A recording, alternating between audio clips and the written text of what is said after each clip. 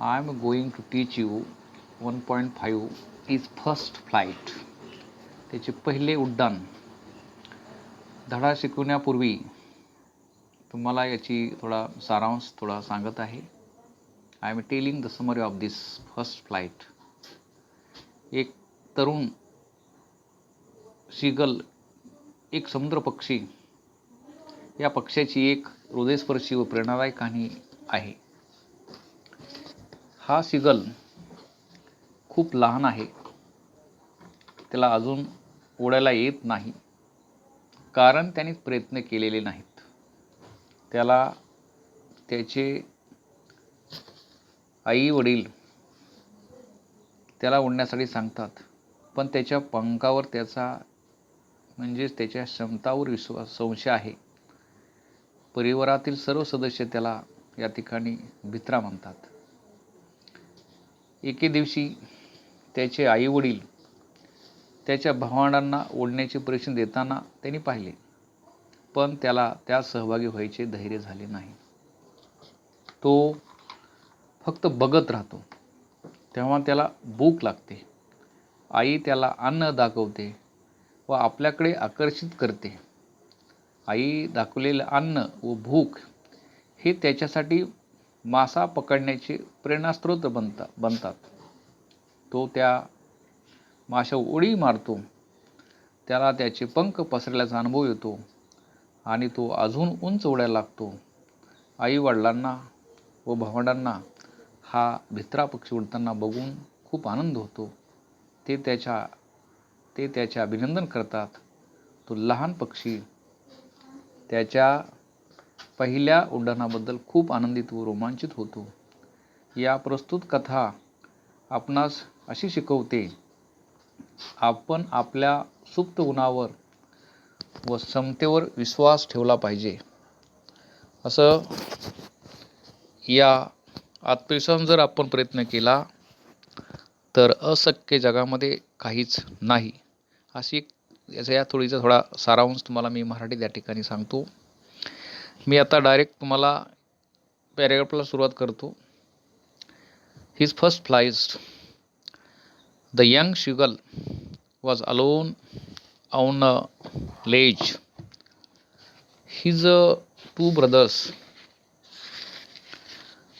and his sisters had already flown away the day before. He had been afraid to fly with them. Somehow, when he had taken a little run forward to brink of the ledge and attempted to flap his wings, he became afraid.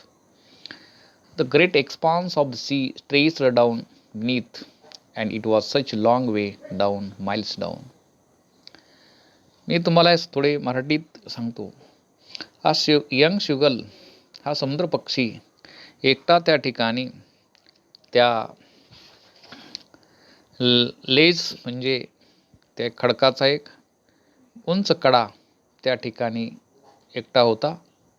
His two brothers and his sisters had already phloem away. त्याचे भाऊ, त्याची बहीण पूर्ण पुढे उड्डाण करून गेलेले असतात एका दिवसापूर्वी, आणि तो एकटाच त्या कडेवर थांबलेला असतो. He had been afraid to fly with them. आणि त्यांच्यावर जायला तो खूप घाबरलेला होता. Somehow he had taken a little run forward to the brink of the ledge. आणि ब्रिंक या ठिकाणी त्याचा अर्थ आहे नदीचा काठ किंवा या ठिकाणी उभ्या कड्याचा काठ आहे. तो ह्या टेकन लिटल थोडं उड्डाण प्रयत्न करतो पुढे धावण्याचा, ब्रिंक ऑफ लेज, आणि attempt to flap his wings. त्याचा प्रयत्न करतो. अटेम्प्ट म्हणजे प्रयत्न करणे, परंतु तो खूप त्या ठिकाणी घाबरलेला होता. The great expanse of the sea. Expanse म्हणजे पंखाचा असा पसारा म्हणतो आपण त्याला, पिसारा असा ताणतो. ट्रेस्ड डाऊन बिनिथ, च्या पंखाखाली सोडण्याचा प्रयत्न करतो. It was such a long way down, miles down, but he felt certain that his wings would never support him. त्याला त्याच्या अशी भीती वाटते की त्याचे पंख त्याला आधार करणार नाहीत, सपोर्ट करणार नाहीत. So he bent his head, खाली वागतो. Ran away back to his little hole under his ledge where he slept at night. आणि नंतर तो वापस येतो, त्या ठिकाणी तो झोपलेला असतो. Even when each of his brothers and his little sister, त्याची लहान बहीण, whose wings were far shorter than his own, त्याच्यापेक्षा त्याचे पंख लहान असतात, तरी ते ran to bring, ते उड्डाण ब्रिंग त्या कडेला का जातात आणि flapped their wings, flew away and he failed to muster up चा या ठिकाणी अर्थ आहे मस्टर ऑफ करेज, म्हणजे या ठिकाणी साहस करणे असं या ठिकाणी आहे. Courage to take the plug which appeared to him so disappeared. His father and his mother had come around, calling him to slyly, upbraiding him, threatening to let starve unless he flew away. But for the life of him, he could not move. त्याचे आईवडील त्याचे his father and mother had calling to, त्याला बोलण्याचा प्रयत्न करतात. स्राईलचे या ठिकाणी अर्थ आहे कर्कशपणे आवाज, अँड थ्रेटिंग त्याला धमकी देतात. स्टार ऑन लेस ये अनलेस ही फ्ल्यू अवे, जर तू उड्डाण नाही दिलं, for a life he could not move, होणार नाही, परंतु तू उपाशी मरशील असं त्याला सांगतात. दॅट वॉज 24 hours ॲगो, 24 तासापूर्वी. सिन्स तेव्हापासून नोबडी हॅड कम नियर हिम, 24 तास उलटून गेले तरी त्याच्याजवळ कोणी आलेलं नव्हतं. द डे बिफोर, एका दिवसापूर्वी, all day longs he had watched his parents flying about with his brothers and sisters.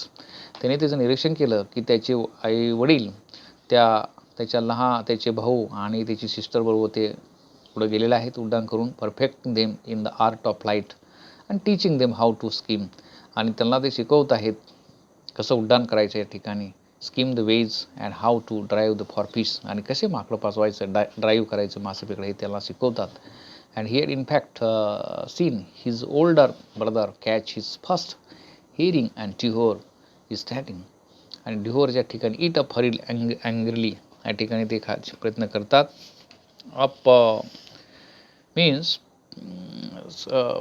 teaching, and that being Dihor standing on the rock, त्या खडकावर बसून, while his parents circled around raging proud कॅकलचं या ठिकाणी आहे utter shrill, मोठ्याने वरणे. And all mean morning whole family had walked about on the peak plateau midway down the opposite of cliff taunting him for the cowardice. आणि त्या अपोजा कडा होता, कड्याच्या opposite साईडला जाऊन त्याचे आईवडील त्याला टॉटिंग करतात, त्याला भित्रा म्हणतात त्या ठिकाणी, कॉवर्डिस या ठिकाणी असं त्या ठिकाणी त्याला बोलतात. And the sun was ascending the sky, सूर्य त्या ठिकाणी चमकत असतो, सूर्यकिरणाचे पडलेले असतात. ब्लेझिंग ऑन द लेज, त्या ह्याच्या कडेवर.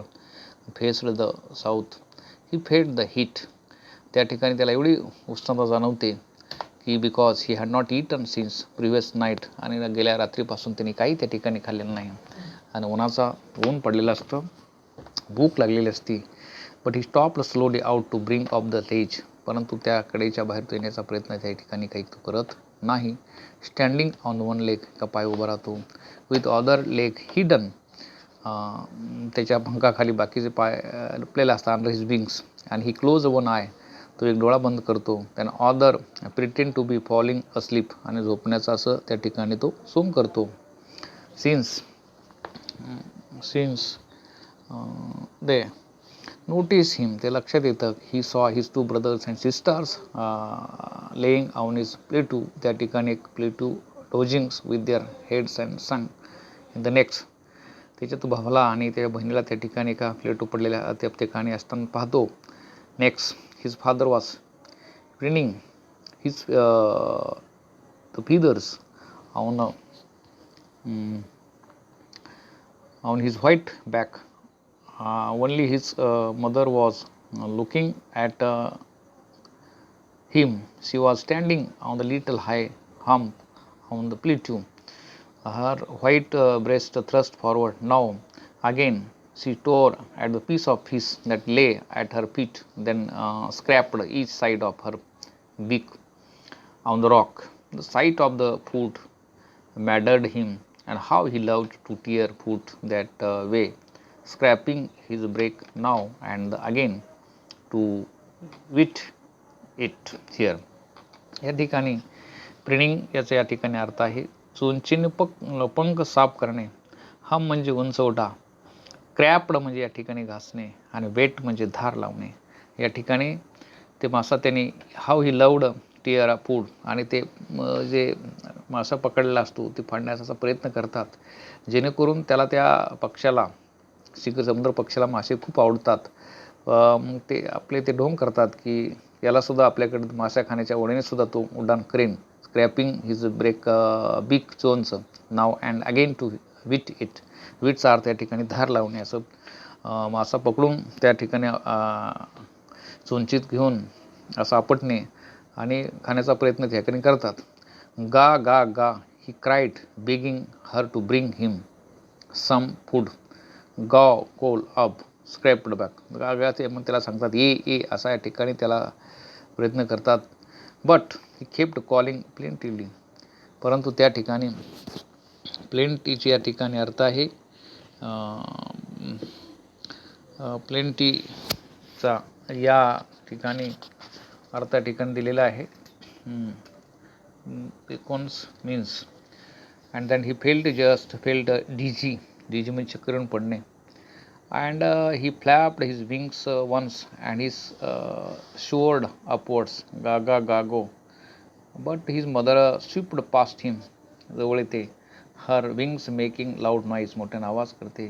He answered her with another scream. His father flew over him. त्याच्या भोवती ते तिचे वडील उड्डाण करतात, चिंचळतात.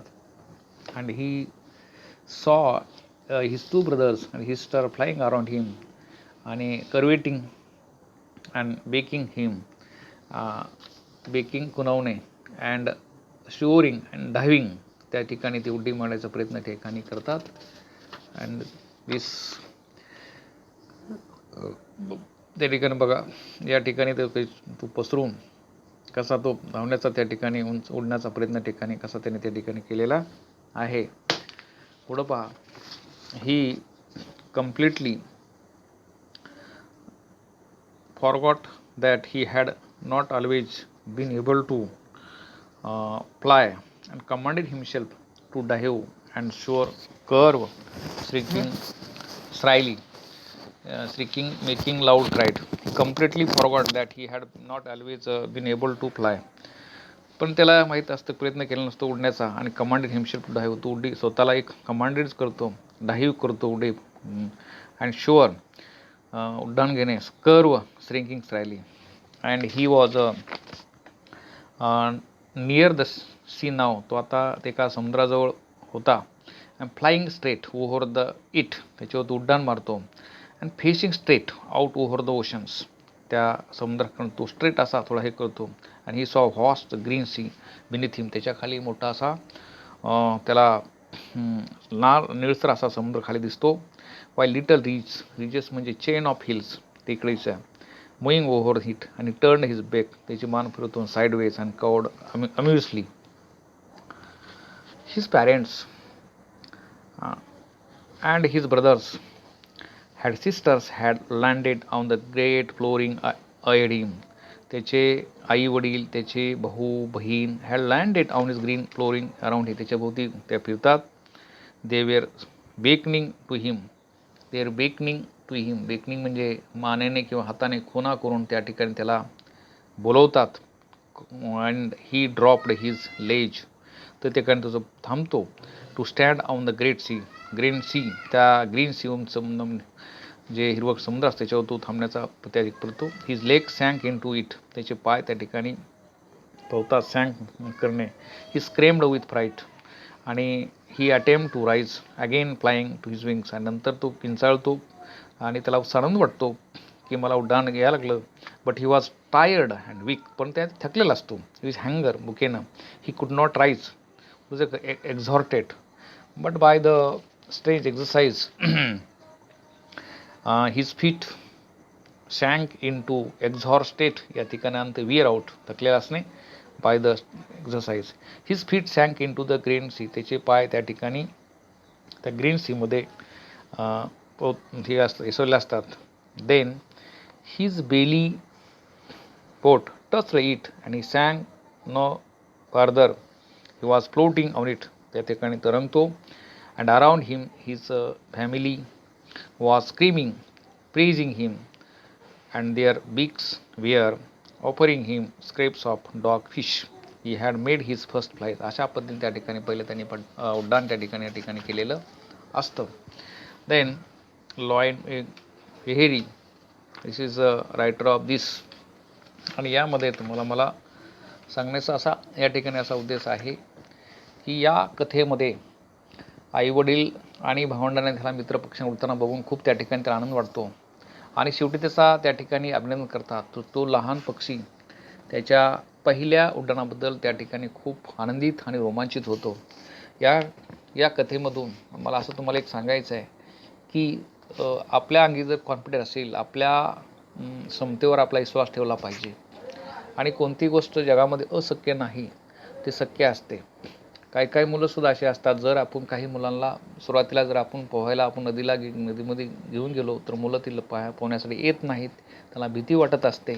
मी जर पोहायला गेलो तर मी पाण्यात बुडेल असं त्याला वाटतं. परंतु त्याच्या आईवडिलांना किंवा त्यांना असं वाटतं असतं की मुलांना पोहलं पाहिजे. परंतु आई त्याला किंवा वडील त्यांना पडून किंवा ते बुडून पाण्यामध्ये येत नसतात. त्यांना सपोर्ट करत असतात, आधार देत असतात. मुलांनी माझ्या कुठलंही चांगलं कार्य केलं पाहिजे. त्यांनी त्याच्या पायावर स्वतः उभा राहायला पाहिजे. स्वतःचा कॉन्फिडन्स आपण स्वतः मिळवला पाहिजे. आपला कधी कॉन्फिडन्स लूज होता कामा नये. आपल्या अंगी धाडस असलं पाहिजे, करेज असलं पाहिजे. जर आपल्या अंगी धाडस आणि करेज असेल तर जीवनामध्ये अशक्य गोष्ट काही नाही, आपण सहजासहज ती मिळवू शकतो. पण हे तुमच्यावर अवलंबून असतं. या कथेतून आपल्या गोष्टी आपल्या ठिकाणी समजतात.